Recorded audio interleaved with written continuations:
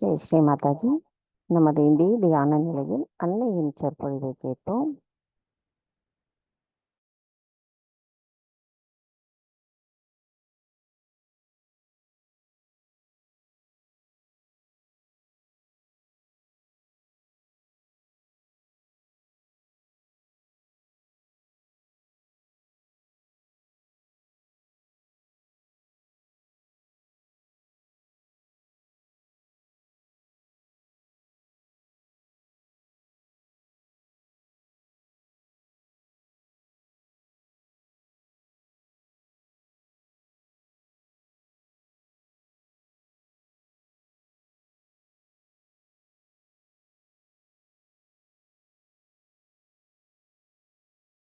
Are going to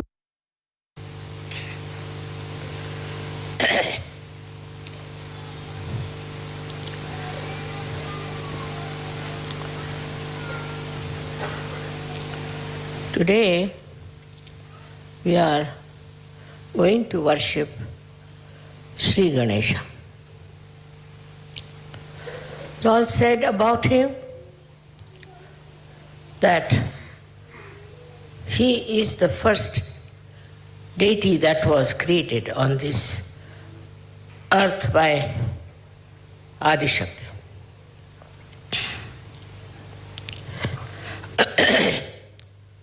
As about his creation, you know the story. And also you know how an elephant's head was attached to it.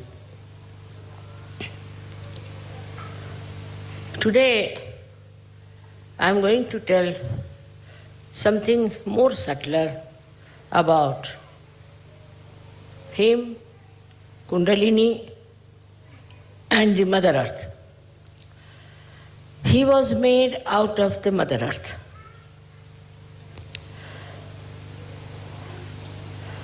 With the vibrations of his mother. Now, the significance of Mother Earth, we have never understood. Now look at the Mother Earth. She is the one who produces all kinds of beautiful flowers of different fragrance, of different nature, color, heights. The trees are different. Trees,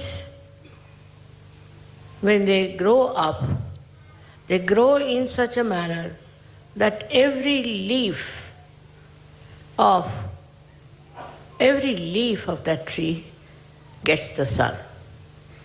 Look at the collective sense which is given to us by this Mother Earth.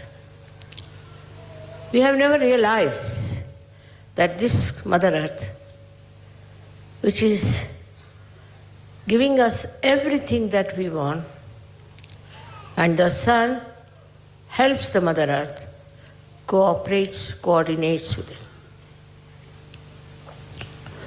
To go further with it, you have seen a picture where a Kundalini is coming out of the Mother Earth and half of it is seen.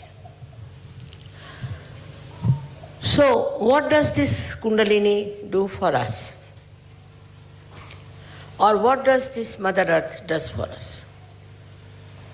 The Kundalini leaves the Mother Earth as a reflection.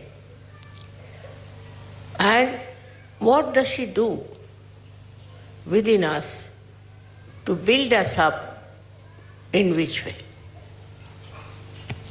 So it is the primordial power which is coming out of the Mother Earth. Mother Earth itself acts like a mother. She looks after you. She gives you whatever you want. And another miracle thing is that the highest tree is a coconut tree. And the coconut will never fall on any creature or any human being. That means it's all thinking all understanding, all consciousness, all awareness is coming from the Mother Earth. But we never understand it.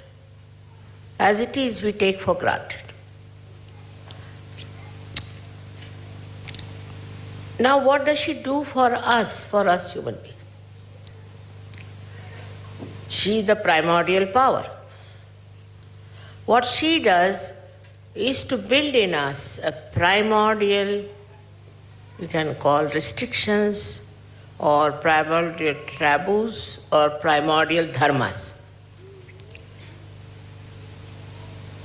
For example, you see the steel is here.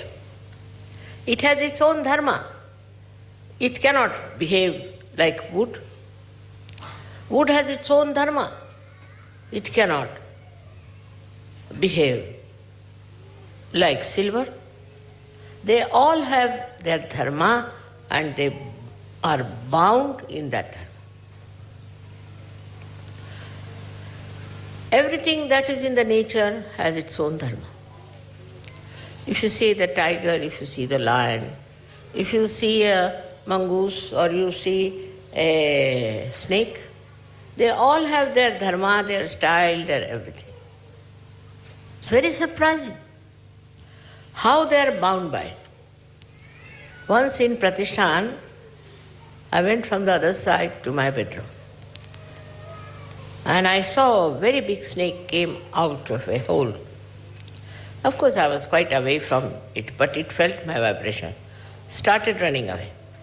It fell in the swimming pool. It wouldn't come up. So somebody went down and killed him and brought his body up there.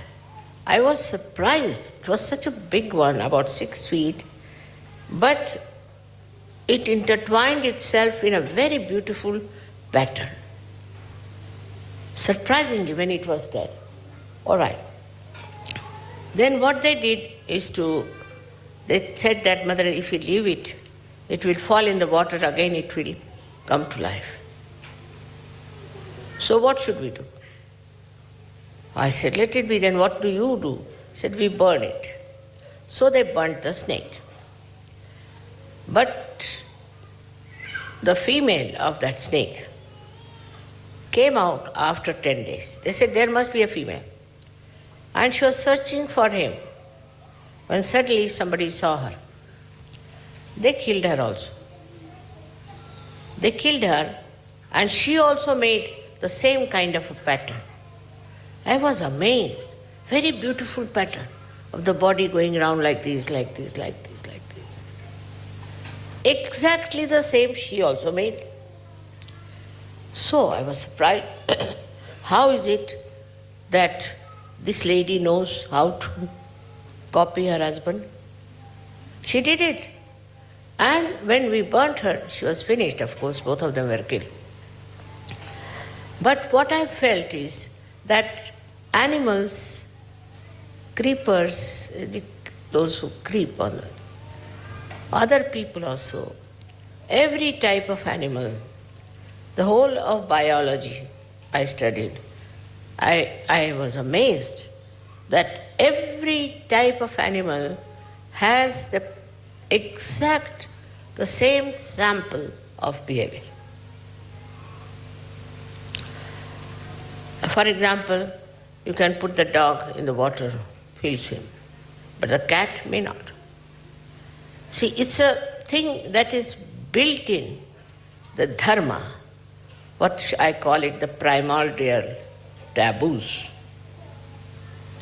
We have in the same way primordial taboos built within us which are dharma.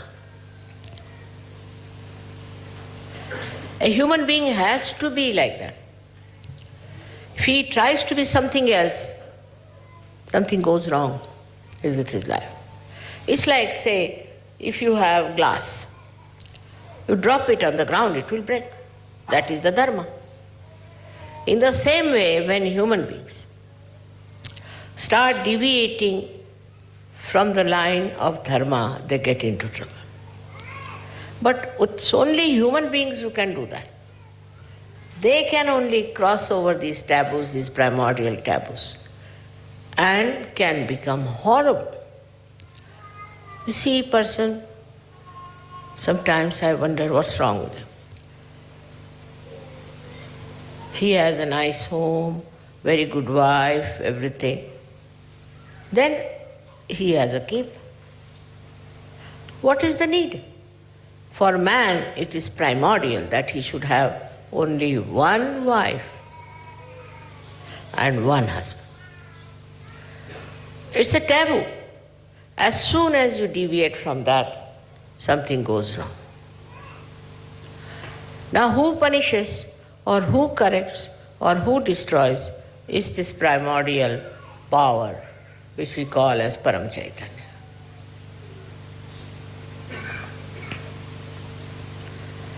If you can understand that it's a structure, say this is the structure of this hanger, now you want to break it, you can break it because you are human beings, but it will be broken.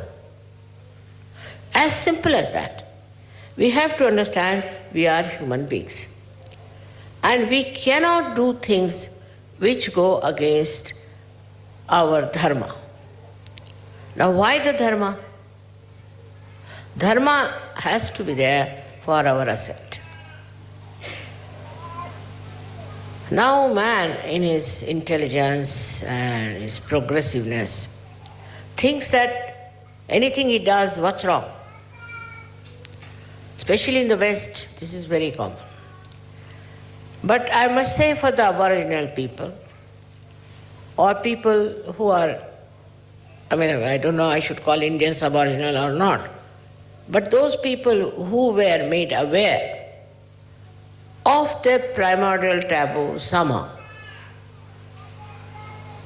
As the animals know what is bad for them.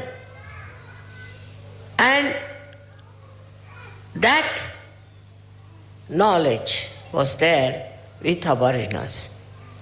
Today we are here with Australians. And in Australia, Aboriginals are so many, I was surprised most of their words were Sanskrit. So might be they might have got it from India, or maybe they have gone there from India. So many words they have got which are Sanskrit. So, I started thinking about them. Normally, Aboriginals, say in India we have Aboriginals. We call them Gond, Kurku, Bhil. We had a lady who was a maid with us. Gahinabai was her name. She's an excellent cook, but she had her maryadas. All the time, like if my father came, she would immediately cover her head and go in the other room to respect him. Nobody told her to do that.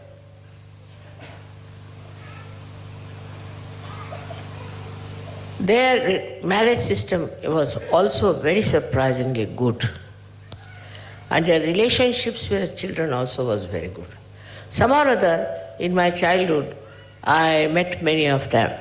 Because I also had a habit of going to the jungles where I used to meet them. And I was surprised. They would not drink. This I'm telling you about 60 years back, maybe more. They would not drink.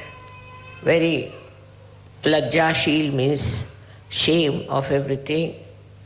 Matter of sort of prestige for them was important. They would never steal anything. And I was really very impressed how these people were so dharmic, so good and happy. They lived in huts, they didn't mind, but they were very clean and neat people. It is now changed. The same people are changed so much.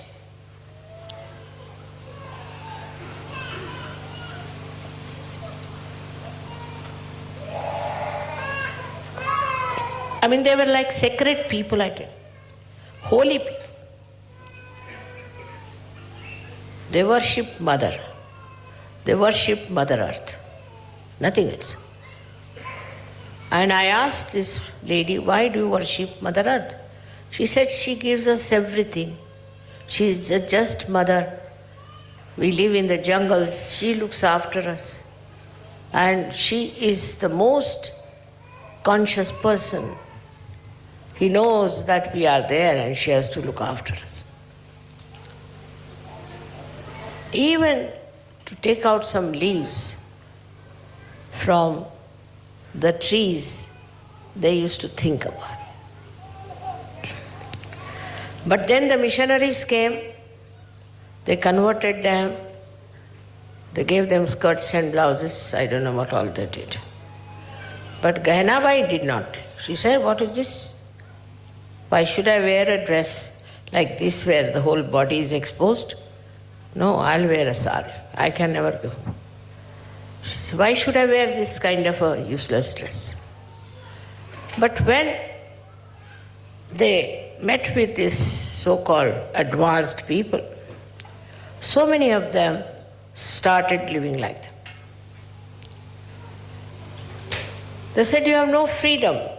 You are just bound by something, by some. But actually, they were bound by the sacredness, by the divine understanding. And then they started changing. She was all right, her husband was all right, but her son started drinking. This is the beginning of the end. Then gambling. And all other sorts of things he started. And her grandson started going to prostitutes. And the idea was only that we are free. What's wrong?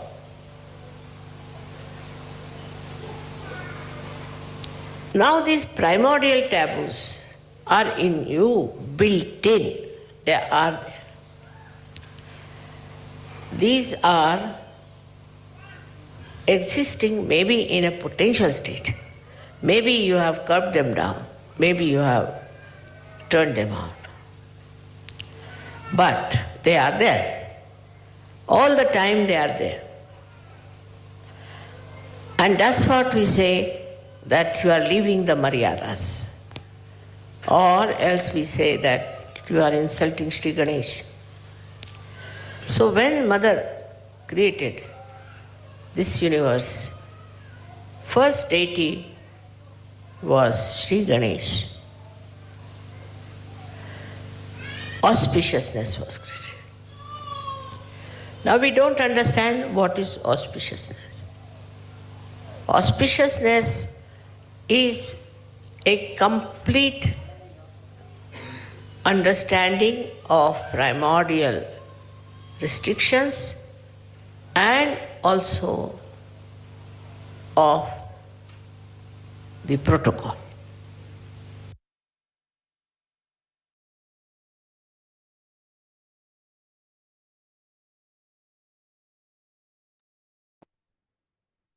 அன்னையின் உரை மனதில் கொண்டு சில நிமிடம் தியானத்தில் இருப்போம்.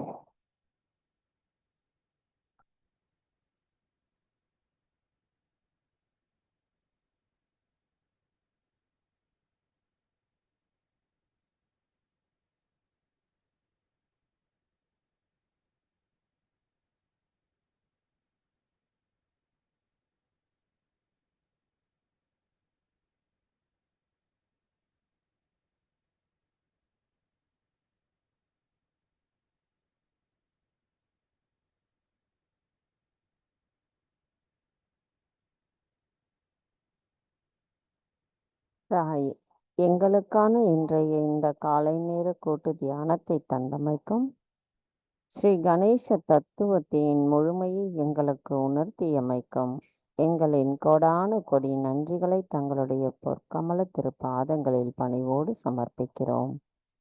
தாயி, இன்றைய தியானத்தில் நாங்கள் ஏதேனும் தெரியாமல் தவறுகள் செய்திருந்தால் தயவு செய்து எங்களை மன்னித்து விடுங்கள். பூரண மந்திரம். ஓம் த்வமேவ साक्षात् श्री आदिशक्ति माता जी श्री निर्मला देवी नमो நமः. நாம் அனைவரும் அன்னைக்கு நன்றி கூறி வணங்கி குண்டலினி எழுப்பி கூட்டாக பந்தனிட்டுக் கொள்வோம்.